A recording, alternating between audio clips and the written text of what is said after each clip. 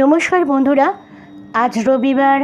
অন্যান্য রবিবারের মতো লৌকিক অলৌকিক বাংলা চ্যানেলে সকলকে স্বাগত জানিয়ে আরও একটি ঘটনা আপনাদের সঙ্গে শেয়ার করতে আমি চলে এসেছি। আমি সুদেষ্ণা। আজকে না, আর কারণ নয়, আমার নিজেরই জীবনের ঘটনা আপনাদের সঙ্গে শেয়ার করে নিচ্ছি। ঘটনাটা 10 বছর পুরনো। ঘটনাটা এরকম ছিল, 1914 নভেম্বর মাসে 24শে নভেম্বর আমরা এই ফ্ল্যাটটিতে শিফট করি। তো সেই সময় নতুন চলে আসার পর অন্য জায়গা থেকে এখানে থাকতে শুরু করি এবং স্বাভাবিকভাবেই একটা নতুন পাড়ায় উঠে এসেছি। সেইভাবে কেউ আমাকে তখনও চিনত না, কি করি না করি, আমার পেশা কী, আমার নেশা কী, সেটা কারোরই জানার কথাও ছিল না, জানতও না। তো যাই হোক, যে আগের পাড়াটিতে থাকতাম খুব দূরে ছিল না, তা সেখানকার আমার ছাত্রছাত্রীরা এখানে আসতে শুরু করে এবং লোকমুখে আস্তে আস্তে প্রচার হয়ে যায় যে আমি টিউশনি করি, আমার একটা স্কুল তৈরি করি এখানে, আমারই নিজের আর্ট একাডেমি।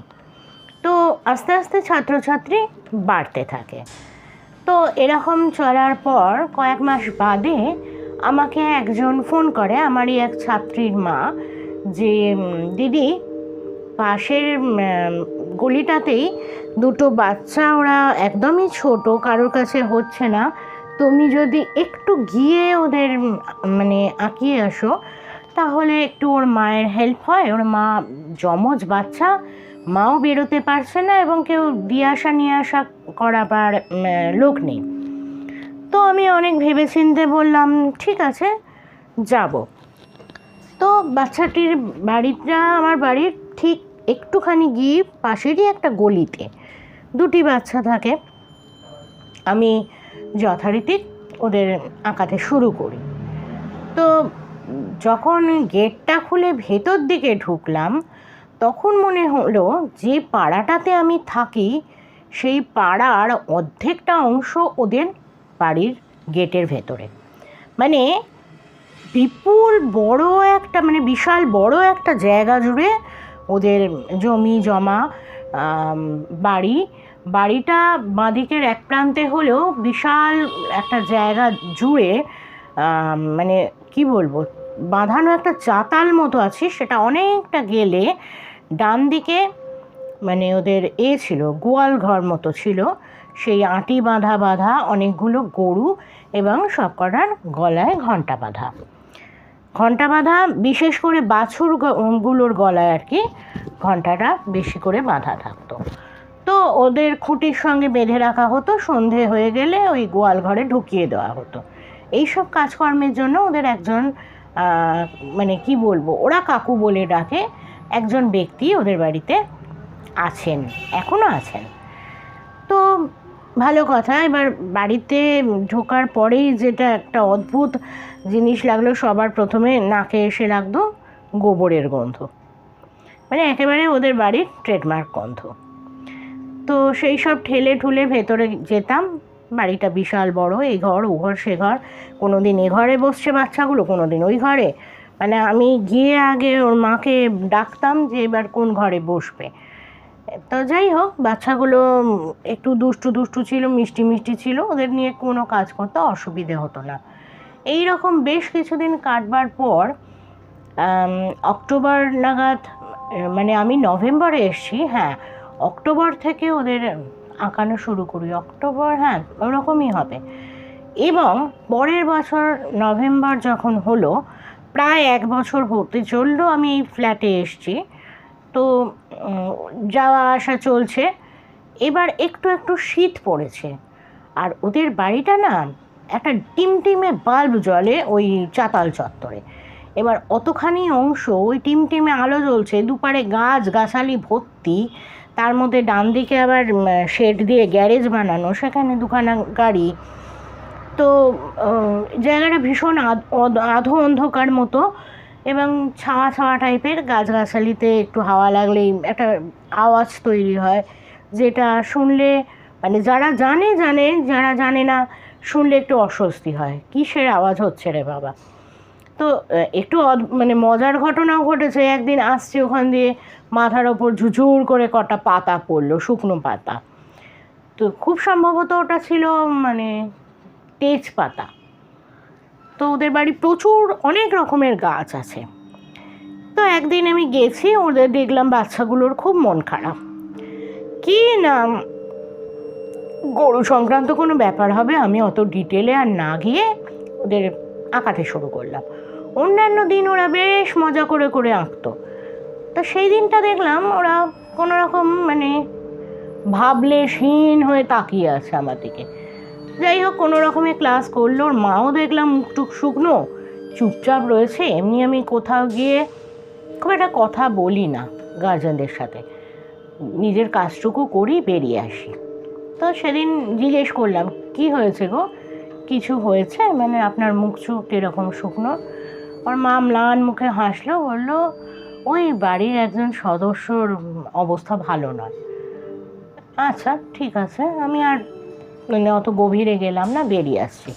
এবার আমাকে তো ওই অতটা জায়গা হেঁটে আসতে হবে, তারপর গিয়ে গেটটা পাবো। তো আমি হেঁটে আসছি।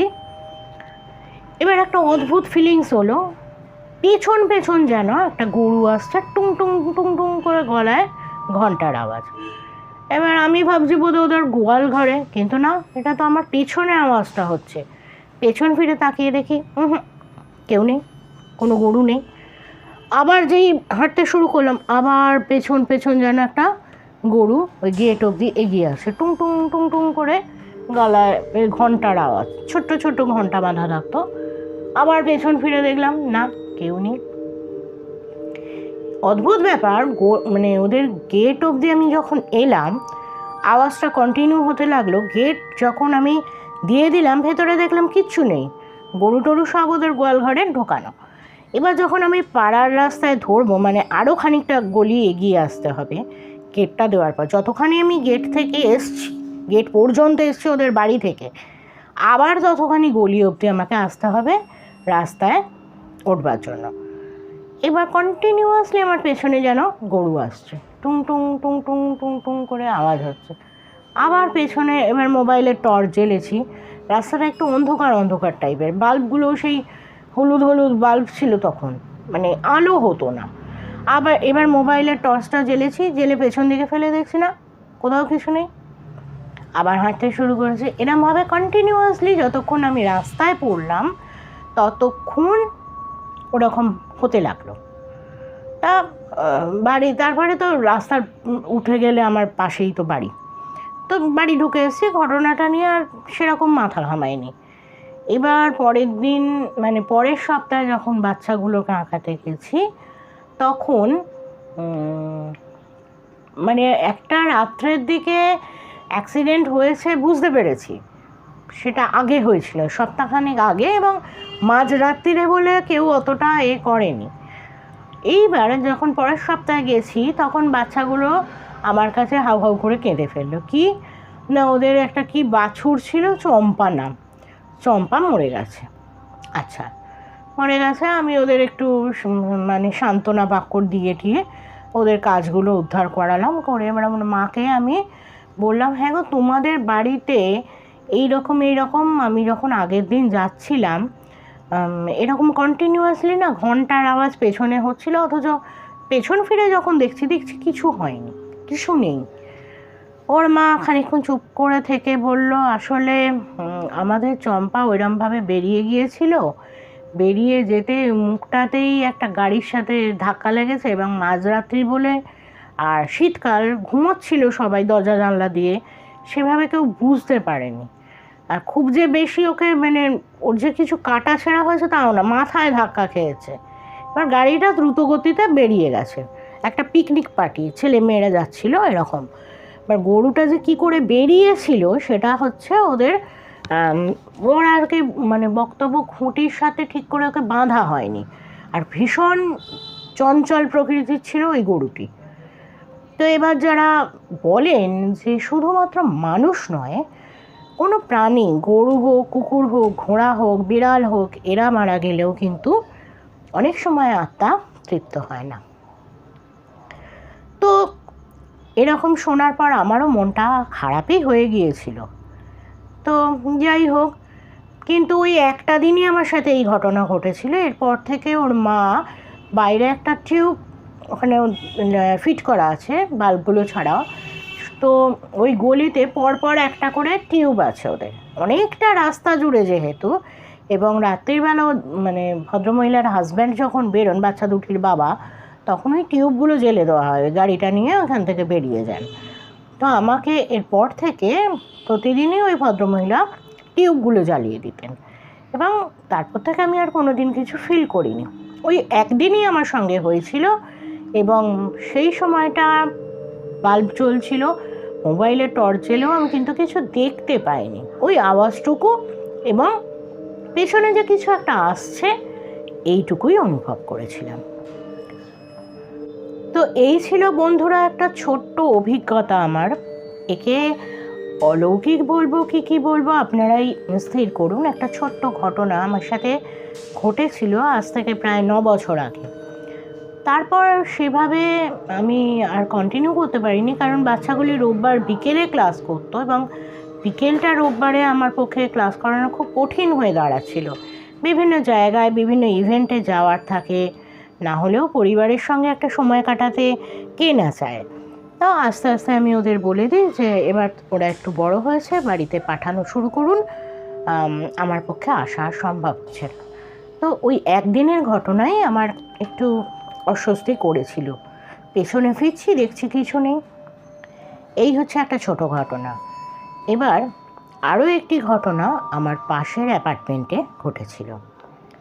ঘটনাটা এরকম, আমার মেয়ের তখন, আমরা যখন এসছি আর কি, বছর 4 বয়স, ছোট বাচ্চা, বেশ খুব আদর যত্নে যেমন হয়, একটু মোটাসোটা মানে মতন ছিল। তো ঠিক আছে, ভালো কথা। এবং পাশের বাড়িতে একজন ভদ্রমহিলা আমাদের বাড়ি সেই সময় আসার পরেই খুব ভাব জমান এবং প্রতিদিনই আসতে শুরু করেন। কথায় মানে নানা অছিলায় আমার মেয়েকে ডেকে পাঠাতো, আসবি? আর আমার মেয়ে ভীষণ মিশুকে। এবার ও রাজি হয়ে যেত, আমাকে বলতো, মা আমাকে নিয়ে চলো, মা ওখানে নিয়ে চলো। এবার আমার পক্ষে কাজকর্ম ফেলে রেখে সবসময় যাওয়া সম্ভব হতো না। তখন আমার বাবা তখন বেঁচে ছিলেন, উনি কী করতেন, নাতনিকে হাত ধরে নিয়ে যেতেন, বলতেন আমি নিচে দাঁড়িয়ে আছি, তুমি আস্তে আস্তে করে সিঁড়ি দিয়ে উঠে যাও। যেহেতু বাবার হার্টের রোগ ছিল, উনি ওপরে উঠতে পারতেন না, বা আমিও সবসময় যেতে পারতাম না, যখন পারতাম আমি ওর সঙ্গে যেতাম। এরপর একটা অদ্ভুত ঘটনা ঘটতে থাকে। ঘটনাটা কীরকম? ঘটনাটা হলো, ওখানে গেলেও নানা রকম খাবার দাবার খায়, বিস্কিট, কখনো পায়েস করে রাখছে, কখনো উনি নানা রকম রান্না করে আমাদের বাড়িতেও দিয়ে যাচ্ছেন, আমরাও ভালো কিছু বানালে পাঠিয়ে দিচ্ছি, এরকম চলতেই থাকে যেমন হয় নর্মালি। তো এরকম একটা সুন্দর সম্পর্ক গড়ে উঠেছিল। এরপর থেকে আমি লক্ষ্য করতে লাগলাম আমার মেয়ে যেন ক্রমশ শুকিয়ে যেতে লাগলো। বাড়ি এসে আমি বলতো, মা ওই সিঁড়ি দিয়ে যাচ্ছিলাম ওপরে আগুন ধোঁয়া। এবার আমি ভাবলাম বাচ্চা মেয়ে কী বলছে এসব। তো যাই হোক, আমি তখন সদ্য এসেছি, কিছুই জানি না। এরপর এরকম যখনই ওদের বাড়ি যেত, ওখান থেকে এসে এই মানে এই কথাগুলো আমাকে বারবার বলতো, মা সিঁড়ি দিয়ে যাচ্ছি ওপরে, ওই ঘরটার সামনে আগুন ধোঁয়া। এরকম বারবার বলার পর আমার একটা মানে ডাউট হয়। এবার আমি না তখন উনি যখন ডাকতেন আর কি, আমি যাওয়া আস্তে আস্তে মানে মেয়েকে পাঠানো আস্তে আস্তে বন্ধ করলাম। মেয়ে আমার ক্রমশ খাওয়া নেই, দাওয়া নেই, শুকিয়ে একেবারে শুকনো কাঠ হয়ে গেছে। এবং সন্ধেবেলা যে মেয়ে ছটফট খেলাধুলো লাফালাফি করতে থাকে, সে সারাক্ষণ শুয়ে আছে।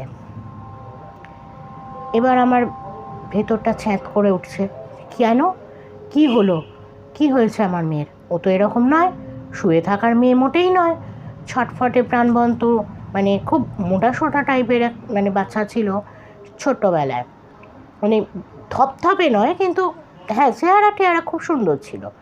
সেই মেয়ে শুকিয়ে কাঠ হয়ে ঝরা পাতার মতো হয়ে গেল, আর কিছুতেই বিছানা থেকে উঠছে না। এরম যখন চলতে লাগলো তখন আমার ফ্ল্যাটেরই আর একজন ভদ্রমহিলা দোতলায় থাকেন, ওনাকে আমি জিজ্ঞেস করলাম, জানো তো এরম এরম হয়েছে, কী যে করি, মেয়ে কিছু খাচ্ছে না, এই সপ্তাহে ডাক্তারের কাছে তো কম্পালসারি নিয়ে যাব, বাবা ছুটির দিনে নিয়ে যাবে, আর 2 দিন বাদেই ছুটি ছিল, কারণ আমি এইখানে আসার পর না সেইভাবে একলা সব জায়গায় যেতে পারতাম না সেই সময়টা। এখন হলে কোনো ব্যাপার ছিল না, কিন্তু সেই সময়টা আমি পারতাম না, যেহেতু আমি মানে এখানে নতুন এসছি আর সবটাই অচেনা জায়গা, এবং কোথা দিকে ট্যাক্সি ধরবো, কোথা দিয়ে কোন পাড়ার গলি, কোন রাস্তা দিয়ে বেরোবো কিচ্ছু বুঝতে পারতাম না। তো এই আর কি চলছে, এরকম চলতে থাকতে থাকতে তখন ওই ভদ্রমহিলা বললেন, তুমি কেন বলো তো এরকম আমার কাছে জানো তো খালি বলে আগুন ধোঁয়া, কেন আমি বুঝতে পারি না। এবারে উনি খানিকক্ষণ চুপ করে আমার মুখের দিকে তাকিয়ে আমাকে খুব গম্ভীরভাবে বললেন, তুমি না ও বাড়িতে পাঠিও না বাচ্চাকে, আর সিঁড়ি দিয়ে একলা তো একদমই নয়। আমি বললাম, কেন দিদি, কি হয়েছে? উনি বললেন, তুমি কি জানো ওই ভদ্রমহিলার মাদার ইন ল, শাশুড়ি মা, গায়ে আগুন লাগিয়ে স্টোভের এটা পুড়ে মারা গেছেন, স্টোভ বাস্ট করে, এবং ওইখানে বিভৎস একটা পরিস্থিতি তৈরি হয়েছিল, এবং ওরা তখন বাড়িতে কেউ ছিল না, দীঘায় বেড়াতে গেছিল। সেই সময় ভদ্রমহিলা স্টোভ বাস্ট করে, বুড়ো মানুষ, ওকে কেউ দেখতো না, খেতে দিত না, নিজে কোনো রকমে ওই স্টোভ জ্বালিয়ে ভাতে ভাত ফুটিয়ে খেতেন, এবং সেই স্টোভটাই কোনোভাবে বাস্ট করে এবং উনি বেরোতে পারেননি, একেবারে ওই ঘরে পুড়ে মারা যান। এইবারে আমি ওর কথার সঙ্গে বা আমার মেয়ের কথার সঙ্গে রিলেট করতে পারি। আগুন ধোঁয়া, ওপরে সিঁড়ির ঘরের ওখানে ধোঁয়া, এইবার আস্তে আস্তে বুঝতে পারি। এবার আমি তখন ওই দিদিকে বলি, আমি তাহলে কী করব? বলে, শোনো, ডাক্তার তো অবশ্যই দেখাবে, কিন্তু শুধু ডাক্তারে হবে না, একটু ওই সামনেই হালতুর মোড়ে পীর বাবার মন্দির, মানে মসজিদ দরগা মতো আছে, ওখান থেকে ঝাড়িয়ে আনো। এবং সেই সব করার পর আমার আরও এক বান্ধবী ওকে সামথিং নুন কিছু একটা মন্ত্র পড়ে বলেছিল, এটা না কদিন ধরে ওকে খাওয়া, দেখ আস্তে আস্তে ঠিক হয়ে যাবে। এসব তো আমি করেইছিলাম, তার সঙ্গে যেটা করেছিলাম, হনুমানজির একটা লকেট কিনে এনে লাল কাঠ দিয়ে ওর গলায় পরিয়ে দিই। এছাড়া বেশি কিছু করবার ক্ষমতা আমার ছিল না, কারণ আমি এখানে আসার পর কিছুই প্রায় চিনতাম না। তো আস্তে আস্তে ঈশ্বরের কৃপায়, হনুমানজির কৃপায় আমার মেয়ে সুস্থ হয়ে ওঠে, এবং ধীরে ধীরে আমি ওই বাড়ি যাওয়া একেবারেই বন্ধ করে দিই। মেয়ে আমার এখনও সুস্থ, ঠিকই আছে, ঈশ্বরের কৃপায় ঠিকঠাকই আছে। তো এই ছিল এখানে আসবার পর আমার নিজের জীবনে 2টি অভিজ্ঞতা। আপনাদের কেমন লাগলো অবশ্যই কমেন্ট বক্সে জানান। কমেন্ট পড়তে খুব ভালো লাগে, যেটা সবসময় আপনাদের রিকোয়েস্ট করি, আপনাদের জীবনে বা আপনাদের পরিচিত কারোর জীবনে যদি এরকম ঘটনা অলৌকিক হোক, দৈবিক হোক ঘটে থাকে, অবশ্যই আমাকে ডেসক্রিপশন বক্সে মেল আইডি দেওয়া আছে, লিখে পাঠাতে পারেন, অথবা হোয়াটসঅ্যাপ নাম্বার দেওয়া থাকে, আপনারা ভয়েস রেকর্ড করে পাঠাতে পারেন। সঙ্গে থাকুন, শুনতে থাকুন, ভালো থাকুন, সুস্থ থাকুন। আজ এই পর্যন্ত ঘটনা শেয়ার করে আপনাদের থেকে শুভরাত্রি জানিয়ে আমি বিদায় নিচ্ছি। আমি সুদেষ্ণা, সবার জন্য শুভকামনা রইল। বাই।